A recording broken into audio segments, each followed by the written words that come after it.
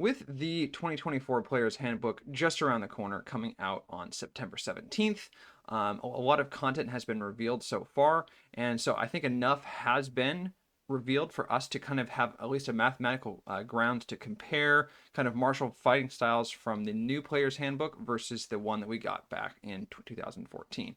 So my name is Nathan. I make these videos about Dungeons and Dragons typically once a week, depending on my schedule. It's been in the middle of the summer and I've been very busy, so getting one up every 2 to 3 weeks has been what I've been able to do. So for this one, I'm excited to get this one out. This one I've been thinking a lot about, given all the content that we've seen so far. So here is our agenda for this video. I'm going to kind of talk about the big things about what's changed. I'm going to kind of go broad scope here and not dive down into anything too specific. Then we'll go over the format I'm going to use to kind of compare all our martial fighting styles. Then I'll talk about dual wielding, sword and board, two-handed melee, hand crossbows, and heavy ranged, basically two-handed ranged, which is going to be with either a longbow or a heavy crossbow. And then I'll talk about some of the conclusions I've gotten from my initial review. Now, a little bit of a disclaimer. I do not have a copy of the book at the time of this recording. That said, all the info that I'm using is from content that's been revealed so far by other content creators and that kind of thing. And so all the sources that I've used, I'm going to link them in the video description below if you want to check those out. All right. So first, what has changed between the two rule books that kind of mandates that we do this analysis?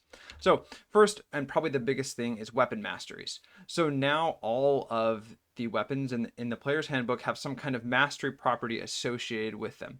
Now, if you are playing a martial class, that is a barbarian, a fighter, a ranger, a rogue, or a paladin, you are going to get at least 2 different weapons you can take mastery on, which means you can use their weapon mastery properties. Everybody except for fighter gets 2 and fighter gets 3. And so these do a wide variety of things, and these are kind of one of the biggest buffs to martials and just fighting with weapons in general that the 2020 version of the Player's Handbook has. Next, one of the other big things is there has been a feat rework. So now there, instead of just being feats in general, there are 2 different kinds of feats. Now the first one are called origin feats, and everybody gets one of these for free at level 1. And they vary in power, but it's nothing like super spectacular. And then you have general feats. And general feats all require your character to be at least level 4. All general feats they're all half feats now, so they offer an increase to a particular ability score by 1 point, as well as some other kind of effect. Now, one of the important things here is all of the kind of weapon-associated feats from the 2014 Player's Handbook have been adjusted in at least one way. So now they're all general feats, and which means they require level 4 or higher. Some of them have been reworked or had things removed, like all -5 to hit plus 10 damage things are gone. So great. Weapon Master has been changed, Sharpshooter has been changed, Crossbow Expert has been changed, Polearm Master is largely the same, although there's a few slight things that have changed and that kind of thing. But importantly, this means that Variant Human and Custom Lineage out of Tasha's are basically gone because, first of all, they're no longer options for your species, which they're no longer calling it race in the new Player's Handbook. And if you were to take feats, you wouldn't be allowed to take the general feats because they have a prerequisite of level 4. And the new human species gives you a second origin feat. So basically there's no way to start with any of the general feats or what has become a general feat anymore. And so that's going to be a big change and kind of a big shakeup. Another thing is that most classes have been modified in one way or another. Some classes got a lot more, some got less. A lot of the spells were added or changed. There were also some important rules changes. I'll be covering those briefly a little bit.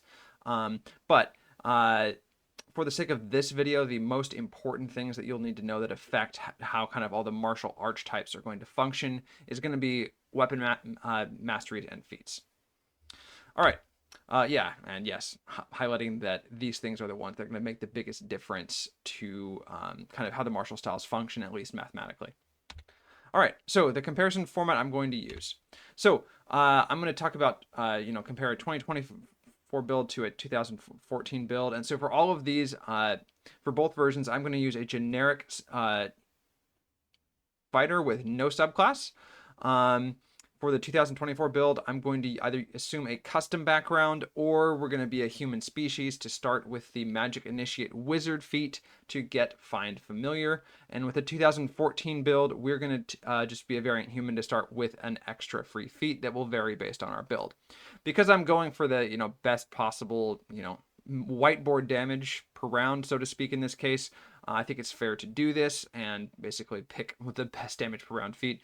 Basically, what this will do by taking Magic Initiate Wizard for the 2024 build and getting Find Familiar is that we will be able to have advantage for our first attack every round by having our Familiar provide the help action for us. I'm not going to give this to us in the first round, but these builds will all have advantage for their first attack each round in the second round and beyond. In terms of stats, the 2014 build is going to start with 16 in its main stat, and the 2024 will have 17 in the main stat. If you need to have higher stats in other areas, I will note that. Also, for all of these, I'm going to be assuming a target armor class of 12 plus our proficiency bonus, assuming the target has bonuses to all of its saves equal to our proficiency bonus, and I'm going to calculate the damage per round based on a 4-round combat. Now, once all of these subclass-less fighters are level 2 or higher, I'm going to also assume a use of Action Surge. And importantly, we are going to be covering levels 1 to 8 in this video. I think those are probably the levels that most campaigns spend the most of their time at. It's going to be somewhere in this range. And so I just want to kind of talk about, generally speaking, using this as a baseline to kind of establish how good the martial styles are relative to each other. Now, obviously, taking a subclass or using a different class and getting access to different spells and that kind of thing makes a big difference. And I'm not, suggesting that, what is going to be the best, but more so how have things changed and what things have a stronger foundation to build on. All right, so all that said, let's go into dual wielding. So in the 2024 version of the build, we are going to use the 2-weapon fighting style, which is largely unchanged. So all the attacks with your... So one of the big rules changes, and dual wielding is one of the ones that's been hit the largest by rule changes, is now 2-weapon fighting is tied into the light weapon property. So what this does is if you make an attack with the attack action with a light weapon, you can make a bonus action attack with another light weapon. Now, the rules don't specifically say that you have to hold it in your other hand, and so there's been some speculation about doing kind of weapon juggling to take advantage of this. I'm going to not assume the weapon juggling stuff, and I'm just going to assume that we're just going to use 2 weapons in 2 hands, so largely functionally unchanged. Now, that said, the weapons that we want to use, we're going to be using a short sword and a scimitar. Now, the short sword has the Vex property, and what this does is when you hit with a weapon that has this property and you have the mastery, your next attack against that creature before the end of your next turn is made with advantage. So you can use this to chain advantage. And then the other weapon that we want to use is a scimitar. It is light and it has the nick property. And if you have mastery with the scimitar, what the nick property does is it lets you make the extra attack from the light property as part of the attack action. So this means that if we dual wield a short sword and a scimitar, and we have the fighting style and we have the nick mastery, now when we take the attack action, we can make 1 attack with our short sword and 1 attack with our scimitar, and we don't need to use our bonus action to make that scimitar attack, which is something that's really cool and something that brings a lot to the table for dual wielding builds under the 2024 rules. Now, the feats that this build is going to take, we're going to take dual wielder. Now, the new dual wielder has changed. It's now a half feat for dex or strength, and it does a variety of things that are different, but most importantly, what it does is it says that when you attack with a light weapon, you can make a bonus action attack with another light weapon. Now, this stacks with the nick property, and actually that bonus action attack from dual wielder doesn't have to be with a light weapon, so you could make an attack with a rapier or something, a D8 weapon, but we don't actually want to do that because, and the game designers have clarified this, if you have a nick weapon and use the dual wielder feat, you can get another offhand attack essentially. So at level 4, when we get this, we will now be able to make 3 total attacks per turn, 2 with our action, so short sword plus scimitar nick, and then an extra bonus action attack with thanks to the feat that we have. So now once this character gets level 5 and gets extra attack, they'll have 4 attacks, and that's going to be a huge deal. And this feat combined with the nick mastery really makes dual wielding very appealing as kind of your leading martial damage archetype. And I'm just going to go out of the gate and say that at this point, getting a large volume of attacks with the way the rules have been changed is very, very powerful. Now, the next feat that this build is going to get, Fate Touched, is still in the 2024 Player's Handbook. It's been migrated in from Tasha's, and we're going to use this to take the Hex spell to get a Damage Rider. Now, if you're going to play a class like a Ranger that gets a Damage Rider like Hunter's Mark, that's fine, and you won't need to use something like this. But using your concentration for a Damage Rider when you already have a large amount of attacks does a lot towards scaling your total damage per round. And then finally at level 8 we're going to cap our dexterity or strength depending on what stat you want it to use. Now the 2014 build, it's using that same 2 weapon fighting style. Doesn't really matter what weapons you use because there are no mastery properties, so it'll go from D6 to later D8 weapons. And the feat progression for this build under the 2014 rules with Variant Human is going to be Fate Touch for Hex at level 1, 18 Dex or Strength at level 4, capping that stat at level 6, and then taking the dual wielder feat to upgrade to D8 weapons at level 8. So I put together a little picture of just kind of what the 2 guys look like. So the guy on the left is our 2024 build, and the guy on the right is our 2014 build. And here is a nice little graph I have made for the average damage per round over a 4-round combat, including the use of Action Surge if it's available for both of these builds. The blue line is the 2014 build, and the red line is the 2024 build. And as you can see pretty clearly, once the first feat is online at level 4, the 2024 version is far ahead and wins by quite a fair amount here. So the winner of the, 2014 versus 2024 for dual wielding is the 2024 version. All right, let's go into sword and board, and let's kind of do a quick overview of these builds. So these builds are all about using a one-hand weapon with a shield. Now, for the 2024 version, we are going to be using the dueling fighting style, so +2 damage, and we're going to be using a staff which has the topple property. Now, what this does is whenever you hit with the weapon, you can force the target to make a Constitution saving throw. The DC is 8 plus your proficiency plus your Dex or Strength. And if they fail, they fall prone. Now, importantly, there's no cap on this on the number of times you can attempt it per turn, so you can basically keep swinging until you knock them down. This provides this build with a pretty reliable source of advantage. But that said, at the saves I'm estimating, it takes a while to actually get an enemy to be knocked down. But the feats on this one, you're going to take Polearm Master at level 4, bumping your strength from 17 to 18, because again, Polearm Master is a half feat, and Polearm Master still provides that bonus action D4 butt attack, even if you're using your staff in one hand. Then we're going to take Fate Touch for Hex to get a Damage Rider, and then we're going to cap our strength. Now, the 2014 version of the build could use a Spear or a Staff, same dueling fighting style. The feat progression is the Polearm Master at level 1 from Variant Human, Fate Touch for Hex at level 4, 18 Strength at level 6, and 20 Strength at level 8. Just a picture of what our 2 guys are going to be like. Both of them are basically going to be the same in terms of equipment for the 2 rule sets. Here is the graph of our damage, and as you can see, once again, once we hit level 4, the 2024 version is going to be doing more damage.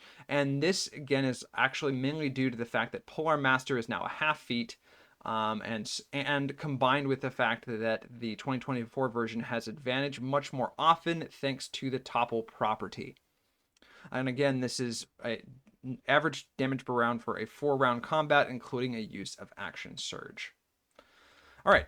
And yep, the red line, the 2024 version, is the winner here. And again, that's mainly due to the fact they have advantage reliably. Other than that, this build hasn't really changed in terms of the mechanics that it wants to use, at least for the sake of my comparison. All right, let's talk about two-handed melee. So here's what our 2024 build is going to be using. I'm going to have them be using the Great Weapon Fighting style. It's actually worse in the 2024 rules than it is in the 2014 rules. Under the 2024 rules, if you roll a 1 or a 2 on the damage dice of a weapon, it is a 3. This does work if your weapon has multiple damage dice, like a greatsword. If you have your 2d6, each of them can be no lower than a 3. Whereas the 2014 version, if you rolled a 1 or 2, you could re-roll the dice. And on average, the 2014 version of Great Weapon Fighting actually adds a lot more damage. So honestly, if I was building a two-handed weapon user under the 2024 rules, I wouldn't touch this. But for the sake of damage, it is an increase, and so I wanted to use it here just to make the numbers look as good as possible. Now, in terms of the weapon that we want to use, at the first few levels, up until level 4, we want to use a great sword. After that, we want to use a polearm, and both of these have the graze property. Now, I did a variety of analyses with other weapons that had other properties, namely topple, but graze always came out ahead by a few points. Let me explain how graze works. So if you have a mastery with a weapon that has the graze property, what this does is when you miss with an attack, you still deal damage equal to your strength modifier. And so what this does is you always deal damage, and that's actually a big deal, and makes the average damage per round of these builds actually higher than ones that have advantage more frequently thanks to something like topple. And again, remember all the 2024 versions, for their first attack in all rounds, round 2 and beyond, I was assuming they had advantage from help from a find familiar spell. Now, the progression for the 2024 two-hand melee as a subclass-less fighter, I'm taking Polearm Master at level 4 to bump our strength to 18 and give us that bonus action and attack. Then I'm taking Great Weapon Master at level 6. Now, this feat has been changed. You still get the bonus action attack if you kill or get a crit, but what it does now, instead of having that option to go -5 to hit, +10 damage, while you are wielding a weapon that meets the requirements, so heavy two-handed type thing, you can add your proficiency bonus to all of your damage rolls for any attack you make with the attack action.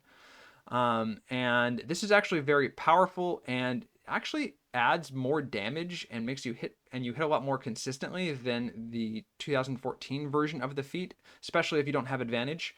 And it also scales as you level. And so I actually like the new version of this feat quite a bit. It's a half feat, can only increase strength, and requires level 4 and at least 13 strength. Polearm Master requires 13 strength or dexterity, by the way. I should also mention the new Great Weapon Master is only it can work on any attack with a weapon that has the heavy tag. So interestingly, it can actually work on heavy crossbows and longbows as well, so long as you meet the strength requirement. And then finally, at level 8, the 2024 version wants to take Fate Touched for Hex to get a damage rider. Now, the 2014 version of the build, again, Great Weapon Fighting style, use your favorite polearm. And for your feats, Polearm Master at level 1 from Variant Human, Great Weapon Master at level 4, and then 18 strength at level 6, and cap your strength at level 8. Now, importantly, I did do some math for my 4-round combat about getting either Hex or Bless with Fey Touched. But that said, the opportunity cost, while having Bless on yourself results in a higher peak damage per round, it actually is not as much damage over the course of a 4-round combat, thanks to the fact that we're sacrificing our action on round 1 to cast it. The 2014 version of the build, as we're going to compare here, doesn't have advantage for any attacks, nor does it have any subclass features that will help. So when we look at our two guys here, they're both going to be wielding glaives, and here are our graphs. Now, importantly, I've also included on this graph a barbarian, no subclass, but reckless attack and variant human and all that has advantage all the time. That is our red line, and the yellow line is our 2024 build. And as you can see, the 2024 version is better than both of the 2014 versions, although not until level 6. That said, the 2014 version of the build has a lot of room to grow in terms of increasing accuracy, especially if you can get a reliable source of advantage, and that does help it quite a bit. But in the end, as kind of you get to this point and beyond, the winner is still the 2024 version of the build. They're actually going to be doing more damage under the 2024 rules than they did in 2014. All right, let's talk about builds with hand crossbows. And before, these were the kings of range damage per round, so let's see if they are kind of the same. I should mention they were actually generally the kings of damage per round in overall for all of martials in 2014, just because the archery fighting style is so good. So, our 2024 version of the build, we're going to be using the archery fighting style. It hasn't changed. We're going to be using actually dual hand crossbows, which was not a thing under the 2014 rules. And the hand crossbow has the vex property like the short sword. So if you hit with the hand crossbow, you have advantage on your next attack roll against that target until the end of your next turn. In terms of our feat progression at level 4, we're going to take the new crossbow expert that is a half feat for dex. Now, the main important thing that this does is that if you make a bonus action attack with a light crossbow, with a hand crossbow, as the result of the light property, you can add your ability modifier to its damage. So that means that you basically have the 2 weapon fighting style if you're dual wielding hand crossbows. And then the other important thing is we get to ignore both the ammunition and loading properties of all crossbows. Now, before, we got to ignore the loading property, which meant that we could make additional attacks each turn, but we did not ignore the ammunition property, so we still had to have a free hand to load our hand crossbow. So, but with the new crossbow expert feat, now we don't need that free hand, so you can actually dual wield hand crossbows and just go ping, ping, ping, ping, ping, ping, ping. You can also use a hand crossbow with a shield if you have this feat. And overall, I think that's something that's pretty cool and offers a very compelling fantasy and character archetype that wasn't available before. Now, in terms of our other feats, we're going to take Fey Touch for Hex for a damage rider at level 6 and cap our dex at 20 at level 8. Now, the infamous 2014 version of the build, single hand crossbow, archery fighting style, crossbow expert at level 1 from Variant Human, sharpshooter at level 4, 18 dex at level 6, and then Fey Touched for Hex at level 8. I found mathematically that once your accuracy was at this point, having a damage rider helps more than capping your dexterity. That said, if you have a damage rider from your class, like a ranger with Hunter's Mark, you obviously do not need to take this feat, and you may have better spells to concentrate on depending on what your class actually is. But for our subclassless fighter, getting an extra d6 to all your attacks is actually a big deal. All right. Here is our equipment, and yes, once again, our 2024 guy gets the 2 hand crossbows, and our 2014 guy is stuck with just his single hand crossbow. Sad guy. All right, here are our graphs, and interestingly, thanks to the power of sharpshooter, the 2014 version is ahead, thanks to sharpshooter and variant human, all the way until level 6, at which point the 2024 version actually does more damage. Going forward, the 2014 version still has more opportunities to scale thanks to boosting its hit chance with things like reliable advantage. And the 2024 version doesn't have a whole lot in terms of that area. But that said, at this point, under these circumstances, the 2024 version of the hand crossbow still wins, actually doing more damage than the 2014 version from level 6 and beyond. And yeah, you would think that they would have nerfed this because it was considered the best thing, but it still does a lot of damage. All right, let's talk about two-handed ranged. And this wasn't really a meta thing in the 2014 rules. It was for certain builds if your subclass gave you a reliable bonus action, but generally speaking, if you wanted to go a min-max ranged build under the 2014 rules, you went with a hand crossbow because you could get a bonus action attack from Crossbow Expert. But because the new Great Weapon Master can work with heavy weapons and the new sharpshooter no longer provides a damage bonus of any kind under the 2024 rules, that's why we didn't use it on the hand crossbow build, by the way. I thought it'd be an interesting thing to cover and just see how much potential this archetype actually has under the 2024 rules. So the build for this, we're going to have the archery fighting style. Now, importantly, this build actually has a prerequisite of another stat. You will need at least 13 strength when you start, along with your 17 dex. This build will use a heavy crossbow most of the time. It'll use a longbow briefly at level 5 and then transition back to the heavy crossbow at level 8. The feats that this build wants to use, we want to use Fey Touched for Hex at level 4. Getting a damage rider is actually more damage than getting Great Weapon Master at this point, just because our proficiency bonus isn't very high. Then at level 6, we're going to get our Great Weapon Master, which can apply to our ranged attacks because these ranged weapons have the heavy tag. That'll bump our strength to 14. And then at level 8, we're actually going to get Crossbow Expert and bump our dex to 18 because that will also bump our damage dice from a D8 to a D10 and give us potentially a better weapon mastery with the heavy crossbow. I think it has push. Importantly, I didn't list the weapon masteries for either of these because they don't actually help damage under any of the conditions I'm assuming. The push mastery on the heavy crossbow is actually really good if you have area hazards, and having force movement is always good, and it's actually more readily available under the 2024 rules than it was in the 2014 rules. Now, for our 2014 version of the build, archery fighting style with a longbow, taking Fey Touch for Hex at character level 1 with Variant Human, Sharpshooter at level 4, and then capping our dex between levels 6 and 8. All right, here is our equipment for these. Yes, our 2024 version wants to use a heavy crossbow, and our 2014 version wants to use that longbow.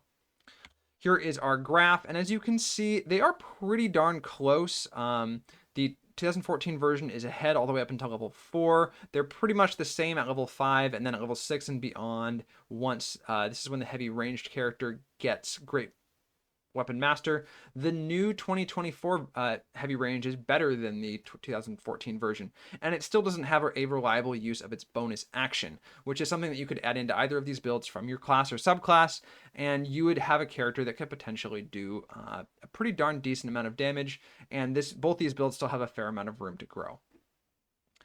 And yes, once again, the 2024 version of the build does more damage.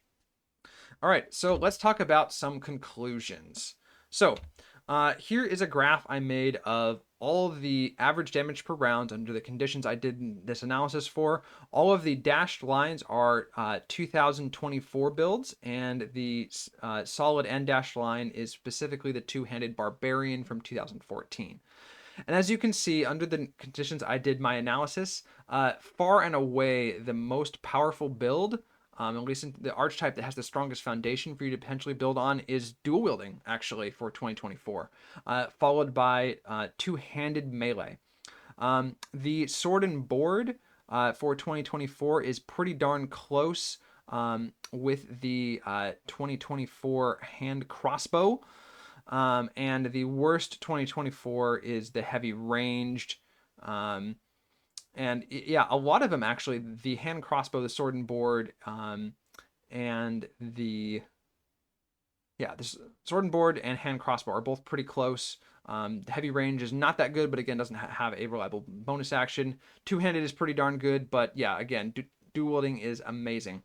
And as we can see, between the Barbarian and all of the 2014 ones, they're all behind.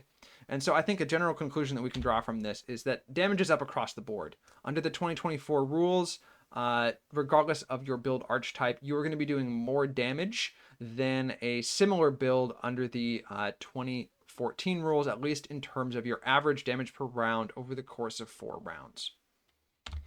I think this is largely due to the fact that weapon masteries and origin feats have made advantage a lot easier to obtain. It's very easy now, in my opinion, to get advantage on attacks pretty reliably. And they also offer a lot of other advantages, like the Gray's mastery for the two-handed weapons. I think another conclusion that we can draw here is that the reworked feats offer better stat scaling without having too much power loss. Because all the general feats are now half feats, you can still pump your main stat and get other useful things at the same time. And I think this offers, it makes them a lot more compelling than just bumping your stats. And so I think under the 2024 rules, we'll see a lot more characters that take general feats at every ability score increase instead of taking maybe a feat and then a bunch of ability score increases. And the amount of options and cool things that the new general feats let you do without having the opportunity cost of lost stats, I think is something that makes the 2024 version, I think it's going to make some very interesting characters to play. Another conclusion I'm able to draw here is that getting damage riders like Hex or Hunter's Mark are very effective damage scaling. Because we've lost the -5/+10 mechanics, the best way to scale your damage is going to be get as many attacks as you can and then add damage to as many attacks as you can. And that's the main reason why the 2024 dual wielder does so much damage, is because they've got 4 attacks. All the other builds have 3 or less. So that's a big deal. And so Rider, I think in terms of the strongest foundation you can have for a martial build under the 2024 rules is attack volume times attack damage. The more that you can bump all of those up, the more damage your character is going to be able to output. And yeah, dual wielding is, I would say, far and away the biggest winner. And this is mainly due again to that 4th attack. Now, as for your class, if your class offers damage riders that can apply to multiple attacks, you have a lot of potential. If that's from spells or something else, that is a big deal. Having masteries on any character that wants to use weapons is a big deal and is honestly probably worth multiclassing for, even though subclasses don't come in until level 3 for everybody now. And yeah, I think overall there's been some very interesting changes. And I think if you're going to be playing a martial character under the 2024 rules, with masteries and all the interesting features they've given the martial classes, which you can see in other people's content that has been leaked up to this point, I think martials are going to have a lot more to do in combat and just generally be a lot more interesting.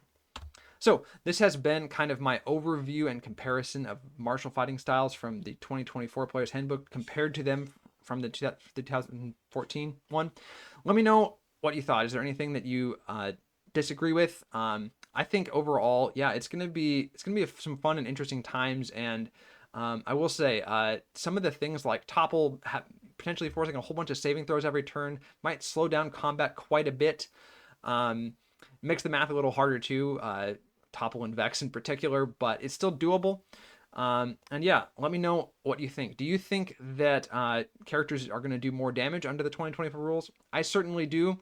I know they've taken steps to reduce burst damage, but at the same time, I feel like they've given us a lot of tools to increase our sustained damage per round quite a bit, and I think the math agrees with me. So, my name is Nathan. Thanks for watching, and I will see you next time.